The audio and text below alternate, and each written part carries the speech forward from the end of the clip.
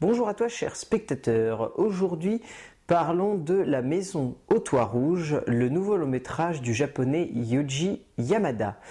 L'histoire c'est celle de Taki, une très vieille femme en fait qui va mourir et son neveu va retrouver son autobiographie dans laquelle elle raconte son expérience en tant que femme de chambre dans une maison où réside une femme se nommant Tokiko entre les années 30 et 40.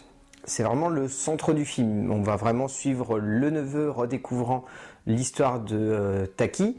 Et en même temps, on va surtout suivre Taki et son expérience dans les années 30 et 40.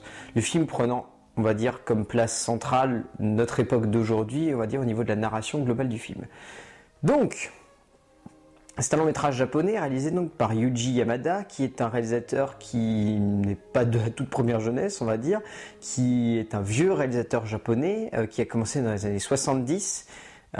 Et donc aujourd'hui, voilà, il a fait son petit bout de chemin.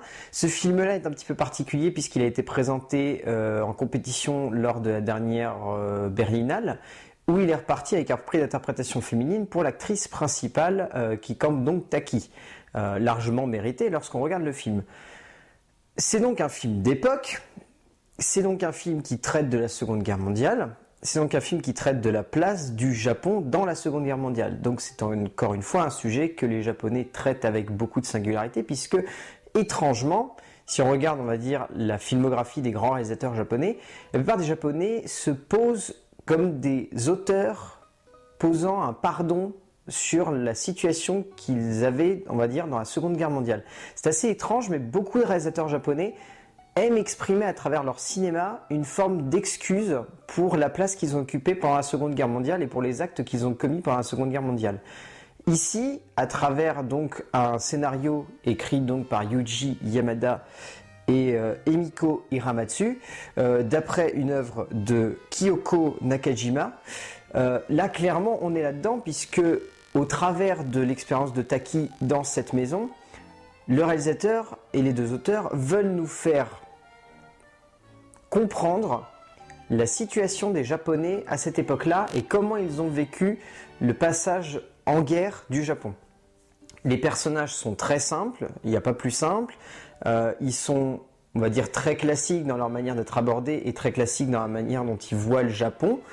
Ils sont surtout la famille typique japonaise avec la femme de chambre, la femme au foyer, le père allant travailler et le jeune fils, là renforçant un petit peu l'impact qu'on va avoir sur le long métrage puisque le jeune fils est montré comme, on va dire, le maillon faible de la famille, mais il est tout de suite montré comme faisant partie, on va dire, du Japon de l'époque, c'est-à-dire ce gamin représente un petit peu le Japon. Il est mal en point, il va pas forcément bien, il sait pas trop où il va ou ce qu'il veut faire, et il est un petit peu coincé là. Pareil avec l'un des personnages principaux du film, Monsieur Takaku, qui va tomber amoureux de Tokiko, et qui va essayer, et qui lui aussi représente un petit peu le Japon de cette époque-là, ne sachant pas vraiment où il veut aller, ne sachant pas ce qu'il veut faire, ne sachant pas où est-ce qu'il a envie d'être, et ne trouvant pas de place. Il n'est pas marié, il n'a pas de famille, on ne voit que 2 fois chez lui, et ça a l'air d'être en plus une maison où il habite au-dessus d'une autre famille. Donc étrangement, il n'a pas l'air d'avoir sa place dans le Japon actuel, et c'est un petit peu l'idée que tout le long du film, Yuji Yamada va nous faire comprendre. C'est-à-dire qu'à cette époque-là, les Japonais ne savaient pas vraiment où se mettre, ils ne savaient pas vraiment quel camp choisir, ils ne savaient pas par qui être fascinés, si c'était les Américains ou si c'était les Allemands. Enfin voilà, ils étaient complètement perdus à cette époque-là. Et donc là, le scénario le retranscrit vraiment bien. Pareil au niveau de la mise en scène. On est dans un style très épuré. Lorsqu'on va se retrouver dans les années 30-40, Yuji Yamada va utiliser une mise en scène qui va être surtout constituée de plans fixes et très très simple, le plus simple possible. Il y a vraiment une très belle épuration au niveau des mouvements de caméra, au niveau de la mise en scène dans ce film. C'est certainement ça qui rend le style de Yamada vraiment très subtil et très élégant, et en même temps très hommageux par rapport au cinéma justement des années 70 et 60, parce qu'à cette époque-là, les Japonais essayaient le plus d'éviter la machinerie, et ils avaient tendance vraiment à recentrer leur cinéma sur qu'est-ce qu'on peut faire d'un cadre fixe. Et là, Yuji Yamada est typiquement dans cette démarche-là. Qu'est-ce qu'on peut retranscrire comme émotion avec un cadre fixe? Eh bien, tout. Et de ce point de vue-là, ça rend vraiment bien, c'est vraiment subtil, c'est vraiment élégant, et c'est très très bien foutu, il faut bien l'avouer. Dans toute sa manière de faire, Yuji Yamada a une très très belle conception de sa mise en scène. Lorsqu'on revient dans notre époque, il utilise des mouvements de caméra qui sont très très élégants, qui se limitent à des panneaux ou à des légers travelling arrière, et c'est ça qui rend son style vraiment très épuré, vraiment très délicat, et en même temps qui rend son style presque émouvant.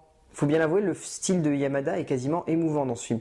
Il est plein de douceur, il est plein de subtilité, il y a une émotion très sincère qui se dégage d'énormément de séquences de ce film, et de ce point de vue-là, ça rend vraiment toute la narration et tout l'ensemble de la dramaturgie très touchant pour le spectateur, qui se sent tout de suite très impliqué par ce que va vivre le jeune neveu de Taki, et résultat, ça touche vraiment avec une sincérité qui émeut au plus haut point. Il y a vraiment des séquences où on est très très ému, et notamment la fin qui est vraiment très très bien menée de ce point de vue-là. Le casting, autant sortir les notes malheureusement, le casting qui est emmené par la jeune Haru Kuroki, qui est comme donc le personnage de Taki, qui elle est absolument sublime. Elle est pleine de simplicité, elle est pleine de douceur, elle est pleine de tendresse. Il se dégage une poésie presque magnifique et naturaliste de son visage et de ses émotions. Elle est vraiment absolument saisissante tout le long du film. Elle est très bien accompagnée donc par Takako Matsu, qui campe le personnage de Tokiko, qui est vraiment très bien aussi, mais elle qui représente plus un Japon qui a envie d'évoluer. Et donc de ce point de vue-là, dans son interprétation, ça se ressent et c'est vraiment bien. On citera aussi Takataro Kataoka, bonjour japonais, désolé, qui est vraiment bien dans le rôle de Masaki et qui reste vraiment en mémoire aussi. Enfin voilà, dans l'ensemble, le casting est vraiment très bien mené. Le seul reproche qu'on pourrait avoir dans la globalité sur le film, c'est peut-être sa trop grande simplicité au niveau des émotions et sa facilité au niveau de la dramaturgie, mais le film est conçu comme ça, donc de ce point de vue-là, ça rend vraiment bien et c'est vraiment très réussi. Donc oui, La Maison au Toit Rouge, c'est un film qui est plein de poétisme, c'est un film qui est plein de sincérité, c'est un film qui est plein d'humanisme.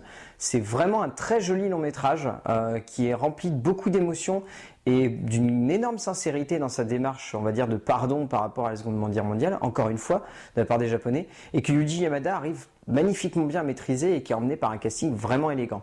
Donc ouais, La Maison au Toit Rouge de Yuji Yamada, c'est vraiment un film à aller voir en salle. Il n'est pas dans beaucoup de salles malheureusement, mais il vaut largement le coup, il est sublime et il est vraiment très très élégant, donc ouais, allez le voir. A plus!